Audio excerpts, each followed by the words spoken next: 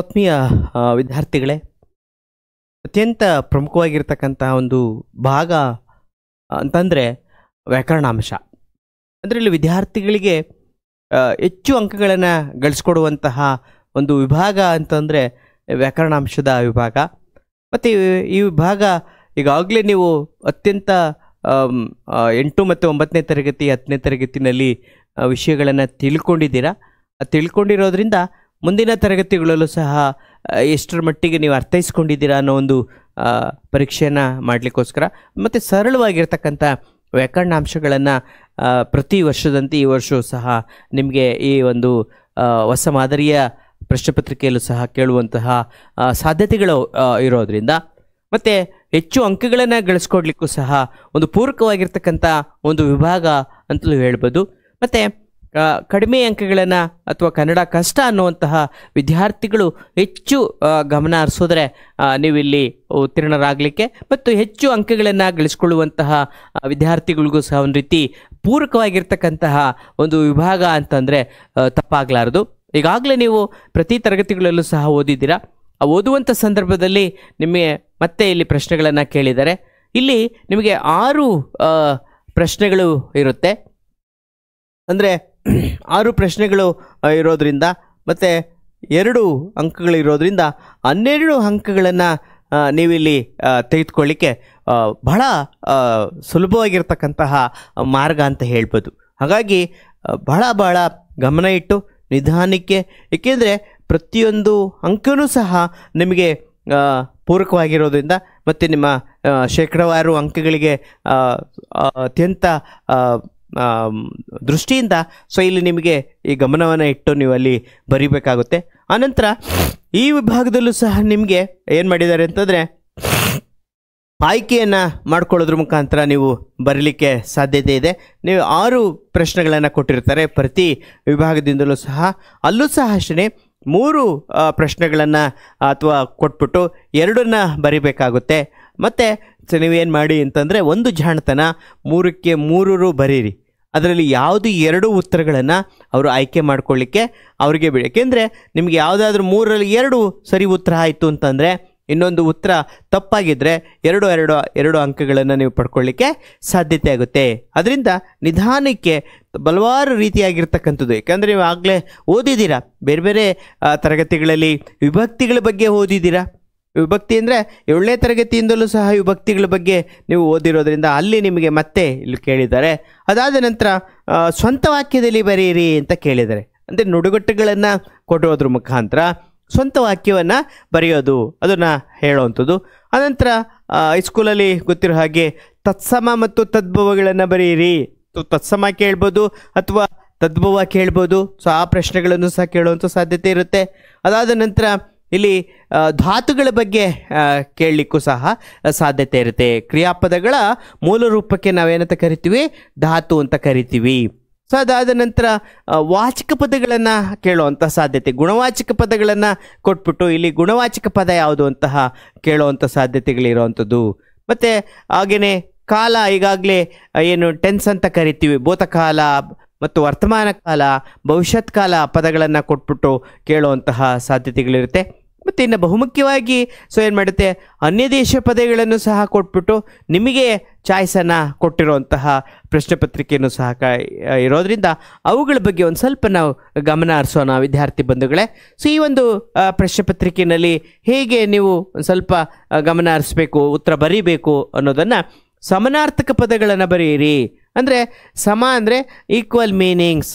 ಅಂದರೆ ಉದಾಹರಣೆಗೆ ಕಡಲು, ಸಮುದ್ರ ಅಂತ ಏನು ಕರಿತೀವಿ, ಆ ಥರದ ಪದಗಳನ್ನು ನಿಮಗೆ ನಿಮ್ಮ ಪಠ್ಯಭಾಗದಲ್ಲಿ ಬರುವಂತಹ ಪದಗಳನ್ನು ಕೊಟ್ಬಿಟ್ಟು ಸಮಾನಾರ್ಥಕ, ನಿಮಗೆ ಗೊತ್ತಿದೆ ಇಂಗ್ಲೀಷ್ನಲ್ಲಿ ನಾವು ಅದನ್ನು ಈಕ್ವಲ್ ಮೀನಿಂಗ್ಸ್ ಅಂತ ನಾವು ಕರಿತೀವಿ ಅಲ್ವಾ, ಅವುಗಳನ್ನು ಕೊಟ್ಟಿದ್ದಾರೆ. ನೋಡಿ, ಇಲ್ಲೂ ಸಹ ನಿಮಗೆ ಅವಕಾಶವನ್ನು ಮಾಡಿಕೊಟ್ಟಿದ್ದಾರೆ. ಇಲ್ಲಿ 3 ಕೊಟ್ಟಿದ್ದಾರೆ, ನೀವು ಕೇವಲ 2ಕ್ಕೆ ಮಾತ್ರ ಬರೆಯುವಂಥದ್ದು. ನಿಮಗೆ ಉತ್ತರ ಗೊತ್ತಿದ್ದರೆ 3ಕ್ಕೂ 3 ಬರೀರಿ.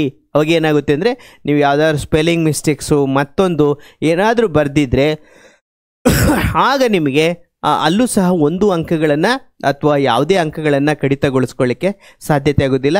ಇದನ್ನು ವಿಶೇಷವಾಗಿ ನೀವು ನಿಮಗೆ 3 ಗೊತ್ತಿದ್ರೆ 3 ಬರೆದು ಬರೋದ್ರು ಒಳ್ಳೆಯದು. ಅನಂತರ ಮೊದಲನೇದಾಗಿ ಅದಕ್ಕೆ ಉತ್ತರ ನೋಡೋಣ. ಚಿತ್ತ ಅಂತಂದರೆ ಮನಸ್ಸು. ಚಿತ್ತ ಅಂದರೆ ಏನು? ಮನಸ್ಸು ಅಂತ ಅಷ್ಟೆ. ಚಿತ್ತ ಅಂದರೆ ಮನಸ್ಸು ಅಂತ. ಚಿತ್ತ ಅಂದರೆ ಮನಸ್ಸು ಅಂತ ಬರೆದ್ರೆ ಸಾಕಾಗುತ್ತೆ. ಎರಡನೇದಾಗಿ ಮಾರ.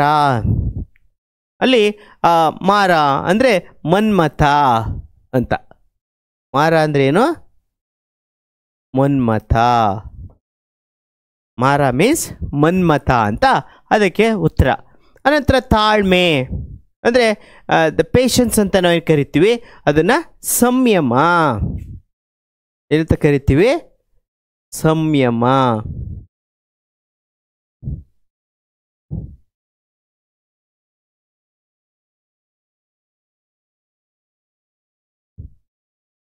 ತಾಳ್ಮೆ, ಸಂಯಮ. ಹೀಗೆ ಒಂದಷ್ಟು ಇವುಗಳನ್ನು ಮುಂದಿನ ತರಗತಿನಲ್ಲಿ ನಿಮಗೆ ತಿಳಿಸ್ಕೊಡ್ತೀನಿ. ಈಗ ಇಲ್ಲಿ ಈ ಒಂದು ಪ್ರಶ್ನೆ ಪತ್ರಿಕೆಯಲ್ಲಿರುವ ಹಾಗೆ ಇವುಗಳನ್ನು ಚಿತ್ತ, ಮನಸ್ಸು, ಮಾರ, ಯಾವುದು ಮನ್ಮಥ, ತಾಳ್ಮೆ, ಸಂಯಮ ಅಂತ ಹೇಳಿ ನೀವು ಉತ್ತರವನ್ನು ಬರೆದಿದ್ದೇಹದಲ್ಲಿ ನಿಮಗೆ 2 ಅಂಕಗಳನ್ನು ನಾನು ಆಗಲೇ ಹೇಳಿದ್ದೀನಿ.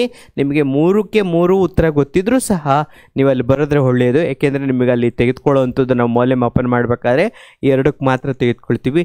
ಒಂದು ವೇಳೆ ನೀವು ಯಾವುದಾದ್ರೂ ತಪ್ಪು ಬರೆದಿದ್ರೆ ಅಲ್ಲಿ ನಿಮಗೆ ಒಂದು ಮೈನಸ್ ಆಗಿರುತ್ತೆ, 2 ಅಂಕಗಳು ಬರಲಿಕ್ಕೆ ಕಾರಣ ಅನ್ನೋ ಕಾರಣಕ್ಕೋಸ್ಕರ. ಸೊ ನೀವು ಇದರಲ್ಲಿ ಯಾವುದೇ ಆಯ್ಕೆಗಳನ್ನು ಬರೆಯದೆ 3ಕ್ಕೆ 3 ಬರೆದ್ರು ಒಳ್ಳೆಯದು ವಿದ್ಯಾರ್ಥಿಗಳೇ. ಏಕೆಂದರೆ ನಾವಲ್ಲಿ ಮೌಲ್ಯಮಾಪನ ಮಾಡುವಂಥ ಸಂದರ್ಭದಲ್ಲಿ 2ಅನ್ನು ಮಾತ್ರ ನಾವು ಆಯ್ಕೆ ಮಾಡ್ಕೊಳ್ತೀವಿ. ಸೊ ಹೀಗಾಗಿ ಇದು ಒಂದು ರೀತಿ ಒಳ್ಳೆಯ ಒಂದು ಪರಿಪಾಠವನ್ನು ಮಾಡ್ಕೊಳ್ಳಿ. ಅದಾದ ನಂತರ ಇನ್ನು ತದ್ಭವ ರೂಪ ಬರೆಯಿರಿ ಅಂತ ಕೇಳಿದರೆ, ತದ್ಭವ ರೂಪ ಮತ್ತು ತತ್ಸಮ ರೂಪ ಅಂತ ಹೇಳಿ ನಿಮಗಾಗಲೇ ಗೊತ್ತಿರೋ ಹಾಗೆ ಓದಿದ್ದೀರಾ. ಮತ್ತು ಇಲ್ಲಿ ತತ್ಸಮ ಅಂತಂದರೆ ಏನು ಅಂತಂದರೆ, ಸಂಸ್ಕೃತಿಯಿಂದ ಬಂದಂತಹ ಪದವನ್ನು ಪೂರ್ಣ ಬದಲಾವಣೆ ಮಾಡದೆ ಅಲ್ಪ ಸ್ವಲ್ಪ ಬದಲಾವಣೆ ಮಾಡಿ ಬರೆಯುವಂತಹ ಪದಗಳನ್ನು ನಾವೇನಂತ ಕರಿತೀವಿ? ತತ್ಸಮ ಅಂತ ಕರಿತೀವಿ. ಇದು ಅರ್ಥ ಮಾಡ್ಕೊಳ್ಳಿ ನೀವು. ತತ್ಸಮ ಅಂದರೆ ಸಂಸ್ಕೃತಿಯಿಂದ ಬಂದಂತಹ ಪದವನ್ನು ಅಲ್ಪ ಸ್ವಲ್ಪ ಬದಲಾವಣೆ ಮಾಡಿ ಬರೆಯುವಂತಹ ಪದಗಳನ್ನು ನಾವು ತತ್ಸಮ ಅಂತ ಕರಿತೀವಿ. ಉದಾಹರಣೆ, ಲಕ್ಷ್ಮಿ,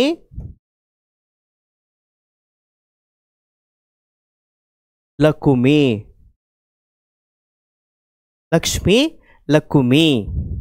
ಕುಮಾರ, ಕುವರ. ಈ ಥರದ ಪದಗಳೇನಿದ್ದಾವೆ ಸ್ವಲ್ಪ ನಿಧಾನಕ್ಕೆ ಯೋಚನೆ ಮಾಡಿ ಅಲ್ಪ ಸ್ವಲ್ಪ ಬದಲಾವಣೆ ಮಾಡುವಂತಹ ಪದಗಳೇ ತತ್ಸಮ. ತದ್ಭವ ಅದಕ್ಕೆ ವಿರುದ್ಧವಾಗಿರ್ತಕ್ಕಂಥದ್ದು, ಅಂದರೆ ಪೂರ್ಣ ಬದಲಾವಣೆ ಮಾಡಿ ಸಂಸ್ಕೃತಿಯಿಂದ ಬಂದಂತಹ ಪದವನ್ನು ಪೂರ್ಣ ಬದಲಾವಣೆ ಮಾಡಿ ಬರೆಯುವಂತಹ ಪದಗಳೇ ತದ್ಭವ ಪದಗಳು. ಇದನ್ನು ಗಮನದಲ್ಲಿಟ್ಕೊಳ್ಳಿ. ಹೀಗಾಗಿ ದೃಷ್ಟಿ, ದಿಟ್ಟಿ. ದೃಷ್ಟಿ, ದಿಟ್ಟಿ. ಯೋಗಿ. ಸೊ ಏನು ಮಾಡ್ಬೇಕಿಲ್ಲಿ? ಯೋಗಿ, ಜೋಗಿ. ಯೋಗಿ, ಜೋಗಿ. ಸಂಸ್ಕೃತ, ಸಕ್ಕದ. ಸಂಸ್ಕೃತ, ಸಕ್ಕದ. ಸಕ್ಕದ ಮಮ್ ಅಂತ ಹೇಳ್ತಾಳೆ ಇದರಲ್ಲಿ ಮನೋರಮೆ. ಇಲ್ಲಿ ಸಕ್ಕದ ಮಮ್ ಕೊನೆಯ ಲೈನಲ್ಲಿ ನಿಮಗೆ ಬರುತ್ತೆ. ಹಾಗಾಗಿ ದೃಷ್ಟಿ, ದಿಟ್ಟಿ, ಯೋಗಿ, ಜೋಗಿ, ಸಂಸ್ಕೃತ, ಸಕ್ಕದ. ಈಗ ನಿಮ್ಗಾಗಲೇ ತದ್ಭವ ಅಂದ್ರೇನು, ತತ್ಸಮ ಅಂದರೆ ಏನು ಅಂತ ಹೇಳಿದ್ದೀನಿ. ಅನಂತರ ಈ 2 ಪದಗಳ ಗುಣವಾಚಕ ಪದಗಳನ್ನು ಬರೆಯಿರಿ ಅಂತ ಕೊಟ್ಟಿದ್ದಾರೆ. ಇಲ್ಲಿ ಗುಣವಾಚಕ ವಸ್ತುವಿನ ಗುಣವನ್ನು ಸೂಚಿಸುವಂತಹದ್ದು, ಗುರುತಿಸಿ ಬರೆಯೋದು ಅಂತ ಅಷ್ಟೇ ಇಲ್ಲಿ.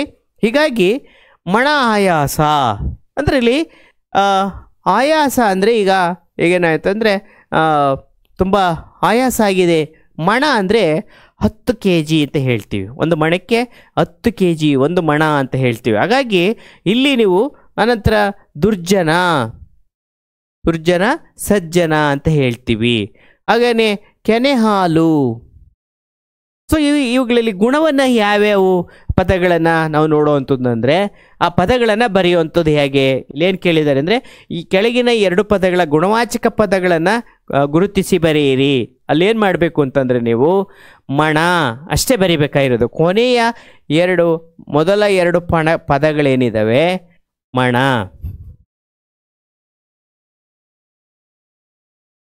ಇಲ್ಲಿ ದುರ್ಜನ ಇದೆಯಲ್ಲ, ಸೊ ಹಾಗಾಗಿ ದುರ್ ಅರ್ಧ ಅಕ್ಷರ ಬರಿಬೇಕಾಗುತ್ತೆ, ದುರ್. ಆನಂತರ ಸೊ 2ನೇದು ಹಾಲು ಹೇಗಿದೆ, ಕೆನೆ. ಮೇಲ್ಗಡೆ ಕಾಯಿಸಿದಂಥ ಸಂದರ್ಭದಲ್ಲಿ ಬರುತ್ತಲ್ಲ ಕೆನೆ ಹಾಲು ಅಂತ ಹೇಳ್ತೀವಿ. ಹೀಗಾಗಿ ಆ ಕೆನೆ ಈ ಥರದ ಪದಗಳನ್ನು ನೀವಲ್ಲಿ ಆಯ್ಕೆ ಮಾಡಿ ಬರಿಬೇಕಾಗುತ್ತೆ. ಮೊದಲ 2 ಪದಗಳನ್ನು ಭಾಳ ಜಾಣತನದಿಂದ ಬರೆದು ಉಪಯೋಗಿಸ್ಬಿಟ್ರು ಇನ್ನೂ ಸುಲಭ ಅನಿಸುತ್ತೆ. ಸೊ ಹುಷಾರಾಗಿ ನಿಧಾನಕ್ಕೆ ಯೋಚನೆ ಮಾಡಿ ಬರಿಬೇಕಾಗುತ್ತೆ. ಇನ್ನು 2 ಪದಗಳ ಕ್ರಿಯಾಪದಗಳ ರೂಪಗಳನ್ನು, ನಿಷೇಧ ರೂಪಗಳನ್ನು ಬರೆಯಿರಿ ಅಂತ ಕೇಳಿದ್ದಾರೆ. ನಿಷೇಧ ಅಂತ ಹೇಳಿ ಈಗಾಗಲೇ ನಿಮಗೆ ನಿಷೇಧ ರೂಪ ಮತ್ತು ಸಂಭವನಾರ್ಥಕ ಅಂತೇಳಿ 9ನೇ ತರಗತಿನಲ್ಲಿ ಓದಿದರೆ ನಿಮಗೆ ನೆನಪಿರುತ್ತೆ. ನಿಷೇಧಾರ್ಥಕ ರೂಪ ಮತ್ತು ಸಂಭವನಾರ್ಥಕ, ನಿಷೇಧಾರ್ಥಕ ರೂಪ ಅಂತ ಹೇಳಿ ಬಂದಿರುವಂಥದ್ದು. ಇಲ್ಲಿ ಮೊದಲನೇದಾಗಿ ಇರುವಂತಹ ಒಂದು ಉತ್ತರ ಏನು ಅಂತಂದರೆ ಹಾಡುವಳು, ಹಾಡಳು ಅಷ್ಟೆ, ಹಾಡಳು. ಅನಂತರ 2ನೇ ಪ್ರಶ್ನೆ ತಿನ್ನುವನು, ತಿನ್ನನು. ನಿಲ್ಲುವುದಿಲ್ಲ, ನಿಲ್ಲರು ಅಂತ ಅಷ್ಟೆ. ಹಾಡುವಳು, ಹಾಡಳು ನಿಷೇಧವಾಗಿದೆ ಅಲ್ಲಿ, ಹಾಡಳು. ಅನಂತರ ಹಾಗೆಯೇ ತಿನ್ನುವನು, ತಿನ್ನನು, ನಿಲ್ಲುವುದು, ನಿಲ್ಲರು. ಅನಂತರ ಈ ಕೆಳಗಿನ 2 ನುಡಿಗಟ್ಟುಗಳನ್ನು ನಿಮ್ಮ ಸ್ವಂತ ವಾಕ್ಯಗಳಲ್ಲಿ ಬೆಳೆಯಿರಿ ಅಂತ ಕೇಳಿದ್ದಾರೆ. ನುಡಿಗಟ್ಟುಗಳು ಅಂತಂದರೆ ಅಲ್ಲಿ ಅನೇಕ ಇಡಿಯಮ್ಸ್ ಅಂತ ನಾವು ಇಂಗ್ಲೀಷಲ್ಲಿ ಇಡಿಯಮ್ಸ್ ಅಂತ ವರ್ಡ್ಸ್ ಅಂತ ನಾವು ಕರಿತೀವಿ. ಅಂದರೆ ಅದರ ಅರ್ಥ ಬೇರೆ ಇರುತ್ತೆ, ಆದರೆ ನಾವು ಬಳಕೆ ಮಾಡ್ತಾ ಇರೋದ್ರಿಂದ ಈಗ ಮೊರೆ ಹೋಗು ಅಂತ ಹೇಳಿ ಹೋಗುವಂಥದ್ದು, ನಾನು ಅದನ್ನು ಸ್ವಂತ ವಾಕ್ಯ ಮಾಡುವಂಥದ್ದು ನಿಮಗೆ ಏನು ಅನಿಸುತ್ತೋ ಅಥವಾ ಹೇಗೆ ಅನಿಸುತ್ತೋ ಅದಕ್ಕೆ ಅರ್ಥಗರ್ಭಿತವಾಗಿರುವಂಥ ರೀತಿಯಲ್ಲಿ ನಾನು ನಮ್ಮ ಶಿಕ್ಷಕರ ಮೊರೆ ಹೋಗುತ್ತೇನೆ. ನನಗೆ ಪ್ರಶ್ನೆಗಳು ಸರಿಯಾಗಿ ಅಥವಾ ಪಾಠ ಅರ್ಥವಾಗದೇ ಇದ್ದಂಥ ಸಂದರ್ಭದಲ್ಲಿ ನಾನು ಶಿಕ್ಷಕರ ಮೊರೆ ಹೋಗುತ್ತೇನೆ ಅಂತ ಬರೆದ್ರಾಯ್ತು. ಅಥವಾ ನಾನು ನಮ್ಮ ತಂದೆಯ ಸಲಹೆಯನ್ನು ಕೇಳಲು ಅಥವಾ ನಮ್ಮ ತಂದೆಯ ಮೊರೆ ಹೋಗುತ್ತೇನೆ, ಹಣವನ್ನು ಕೇಳಲು ನಮ್ಮ ತಂದೆಯ ಮೊರೆ ಹೋಗುತ್ತೇನೆ. ಈ ರೀತಿ ಬೇಕಾದ್ರೆ ನಿಮಗೆ ಅಲ್ಲಿ ಅಥವಾ ನನ್ನ ಹಣಕ್ಕೋಸ್ಕರ ಅಥವಾ ಹಣದ ಅವಶ್ಯಕತೆ ಇರೋಕ್ಕೋಸ್ಕರ ನನ್ನ ಸ್ನೇಹಿತನ ಮೊರೆ ಹೋಗುತ್ತೇನೆ.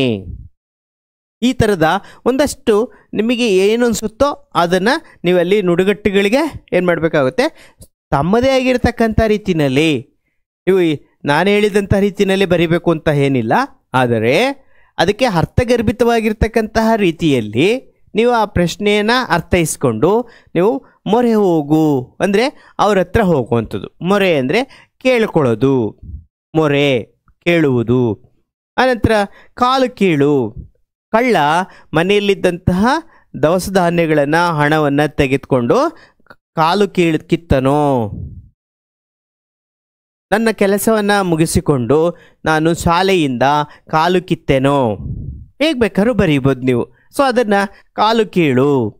ನಂತರ 3ನೇದಾಗಿ ನಾವು ಇನ್ನೊಬ್ಬರ ವಿಷಯದಲ್ಲಿ ತಲೆ ಹಾಕಬಾರದು. ಇದು ಈ ಥರದ ಒಂದಷ್ಟು ಅರ್ಥಗರ್ಭಿತವಾಗಿರ್ತಕ್ಕಂಥ ಒಂದು ವಿಷಯವನ್ನು ಅಥವಾ ಸನ್ನಿವೇಶವನ್ನು ತೆಗೆದುಕೊಂಡು ನಿಮ್ಮದೇ ಆಗಿರ್ತಕ್ಕಂತಹ ಏನು ಮಾಡಬೇಕು ಇಲ್ಲಿ ಬರಿಬೇಕಾಗುತ್ತೆ. ಜನರು ಬೇರೆಯವರ ಒಂದು ವಿಷಯದಲ್ಲಿ ತಲೆ ಹಾಕುವುದಿಲ್ಲ. ಈ ಥರದ ಒಂದು ಉತ್ತರಗಳನ್ನು ಬರಿಬೇಕಾಗುತ್ತೆ. ಆನಂತರ ಇದಂತೂ ಗಮನ ಇಟ್ಟು ಕೇಳಿಸ್ಕೊಳ್ಳಿ ಮಕ್ಕಳೇ, ಇದನ್ನು ನೀವು ಯಾವುದೇ ಅನ್ಯ ದೇಶೀಯ ಪದ ಅಂತ ಬಂದರೆ ನಾನು ಹೇಳ್ಕೊಡ್ತೀನಿ. ಅದನ್ನು ಕಂಪಲ್ಸರಿ ನೀವು 2 ಅಥವಾ ಒಂದು 5 ಪದಗಳನ್ನು ನಿಮಗೆ ಹೇಳ್ಕೊಡ್ತೀನಿ. ಈ ಒಂದು ಏನಾದರೂ ಸಹ ನಿಮಗೆ ಬಂದಿದ್ದೇ ಆದಲ್ಲಿ ನಿಮಗೆ 2 ಪದಗಳನ್ನು ಚೆನ್ನಾಗಿ, ಯಾರಿಗೆ ಬರವಣಿಗೆ ತಪ್ಪು ಬರಿತೀರಾ ಅದನ್ನು 4-5 ಸಲ ಈ ಪದಗಳನ್ನು ಬರೆದು ಪ್ರಾಕ್ಟೀಸ್ ಮಾಡಿ. ಅನ್ಯ ದೇಶೀಯ ಪದ ಅಂತ ಕೇಳಿದ ತಕ್ಷಣ ನೀವು ಆ 2 ಪದಗಳನ್ನು ಬರೀರಿ. ಒಂದನೇದಾಗಿ ನಿಮಗೆ ಇಲ್ಲಿ ಬರೆದಿರ್ತೀನಿ, ಅದನ್ನು ನೋಡ್ಕೊಳ್ಳಿ. 1 ರೇಡಿಯೋ, 2 ಕಾಲೇಜು, 3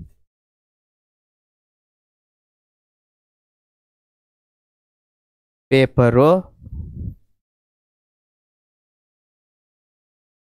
ಬೆಂಚು,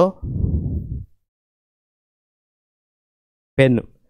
ಈ 5 ಅಕ್ಷರಗಳನ್ನು ಮಾತ್ರ ನೀವು ಪ್ರಾಕ್ಟೀಸ್ ಮಾಡ್ಕೊಳ್ಳಿ. ಅಲ್ಲಿ ಈ 5ರಲ್ಲಿ 2 ಮಾತ್ರ ನಿಮಗೆ ಯಾವುದು ಈಸಿ ಅನಿಸುತ್ತೋ ಆ 2 ಪದಗಳನ್ನು ನೀವು ಅನ್ಯದೇಶೀಯ ಪದ 100ಕ್ಕೆ 100 ಈ ಪ್ರಶ್ನೆ ಏನಾದರೂ ಬಂದಿತ್ತು ಅಂದರೆ ಇದರಲ್ಲಿ ಯಾವುದಾದ್ರೂ 2 ಪದಗಳನ್ನು ಬರೆದ್ರೆ ನಿಮಗೆ ಈಸಿಯಾಗಿ 2 ಅಂಕಗಳು ಸಿಗುತ್ತೆ.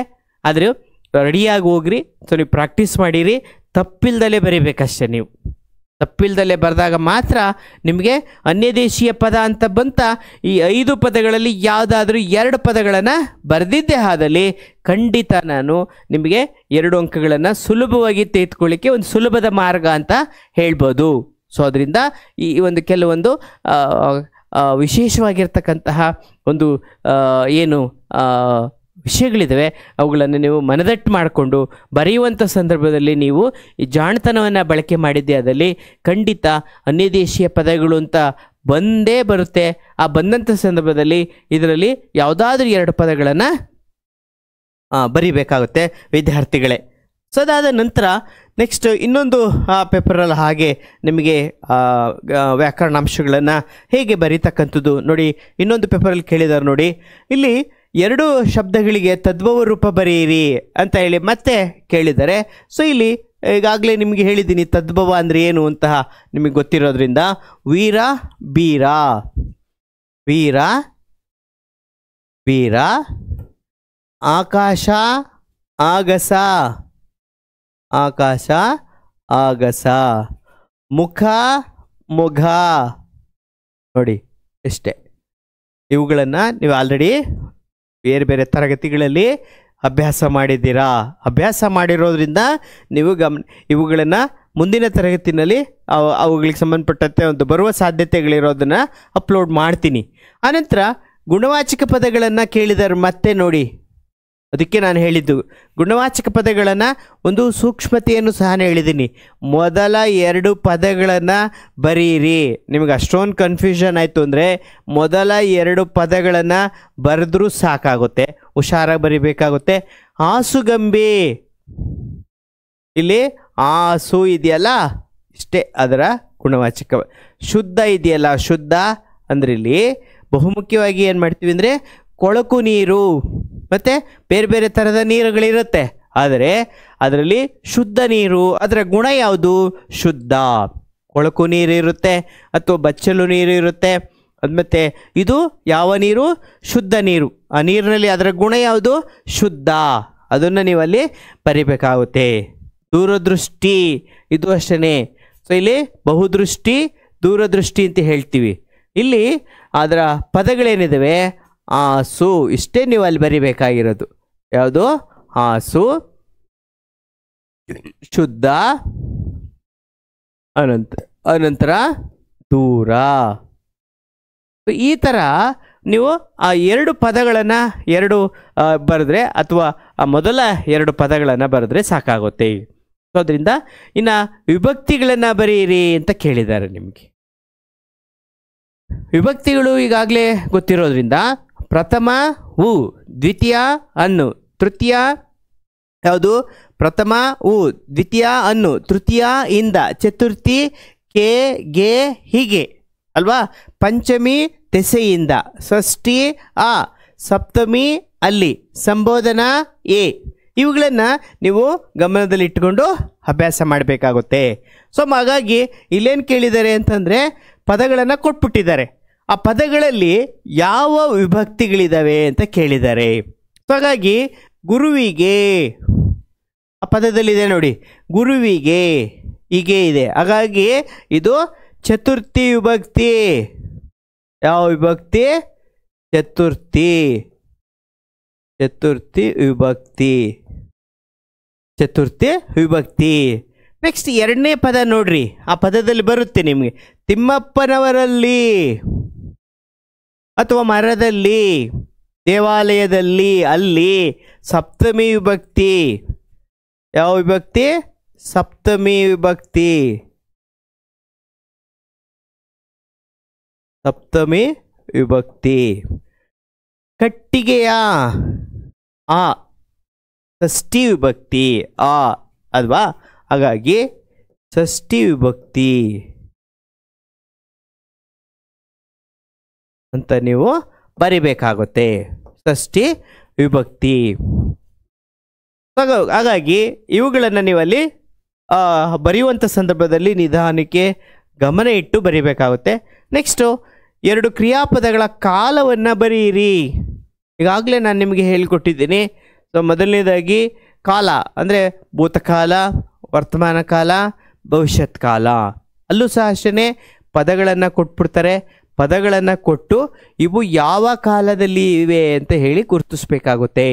ಸೊ ನಾನು ಆಗಲೇ ನಿಮಗೆ ಹೇಳಿರೋ ಹಾಗೆ ಮೊದಲನೇದಾಗಿ ಮೊದಲ ಪದದಲ್ಲಿ ದಾ ಬಂದರೆ ಭೂತಕಾಲ, ಎರಡನೇದಾಗಿ ಉತ್ತ ಬಂದರೆ ವರ್ತಮಾನ ಕಾಲ, ವರ್ತಮಾನ ಕಾಲ. ಹೂವ ಬಂದರೆ ಭವಿಷ್ಯತ್ ಕಾಲ, ಭವಿಷ್ಯತ್ ಕಾಲ. ಈಗ ರಮೇಶ ಊಟವನ್ನು ಮಾಡಿದನು. ಆಲ್ರೆಡಿ ಕ್ರಿಯೆ ಮುಗಿದೋಗಿದೆ ಅಂತ ನಿಮ್ಮ ಇಂಗ್ಲೀಷಲ್ಲಿ ಹೇಳಿರೋ ಹಾಗೆ. ರಮೇಶ ಊಟವನ್ನು ಮಾಡಿದನು, ರಮೇಶ ಶಾಲೆಗೆ ಹೋದನು. ಹಾಗೆಯೇ ರಮೇಶ ಊಟವನ್ನು ಮಾಡುತ್ತಾನೆ, ಮಾಡುತ್ತಾ ಹೋಗುತ್ತಾನೆ, ಶಾಲೆಗೆ ಹೋಗುತ್ತಾನೆ, ಮಾಡುತ್ತಾನೆ ಅಥವಾ ಬರುತ್ತಾನೆ. ಮತ್ತು ಮಾಡುವನು, ಊಟ ಮಾಡುವನು, ಶಾಲೆಗೆ ಹೋಗುವನು, ಹೂವು ಬರುತ್ತೆ ನೋಡ್ರಿ. ಇದನ್ನು ನೀವು ಗಮನದಲ್ಲಿ ಇಟ್ಕೊಂಡು ಪ್ರಾಕ್ಟೀಸ್ ಮಾಡಿರಿ, ಅಭ್ಯಾಸ ಮಾಡಿರಿ. ಇಲ್ಲಿ ಓದವು ದಾ ಬಂದಿದೆ ನೋಡಿ. ಹಾಗಾದರೆ ಇದು ಯಾವ ಕಾಲ? ಭೂತಕಾಲ ಅಂತ ಹೇಳಿ ಬರಿಬೇಕಾಗುತ್ತೆ. ಅನಂತರ ಇದು ಅಷ್ಟೇ ಓದಿದಳು, ಭೂತಕಾಲ, ಭೂತಕಾಲ. ಇದು ಸಹ ಅಷ್ಟೇ ಭೂತಕಾಲ. ನಾನಾಗಲೇ ಹೇಳಿದ್ದೀನಿ. ನಲಿಯುತ್ತಾರೆ ನೋಡಿ, ಅಲ್ಲಿ ತೋರಿಸಿದ್ದೀನಿ ನೋಡಿ ನಿಮಗೆ, ಉತ್ತ ಬಂದಿದೆ ಅಲ್ಲಿ. ನಲಿಯುತ್ತಾ ವರ್ತಮಾನ ಕಾಲ.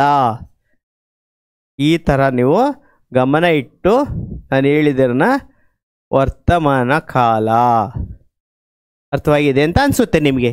ವರ್ತಮಾನ ಕಾಲ. ಮತ್ತೆ ಇಲ್ಲಿ ನೋಡಿ,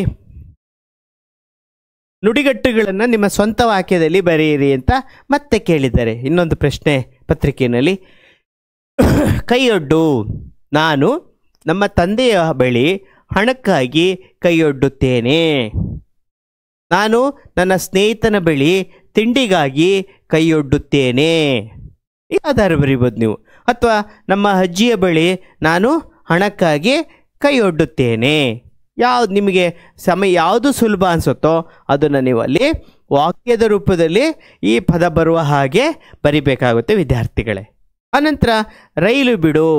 ರೈಲು ಬಿಡು ಅಂದರೆ ಇಲ್ಲದನ್ನು ನಾವೇನು ಮಾಡುವಂಥದ್ದು ಬಹಳ ಮುಖ್ಯವಾಗಿ.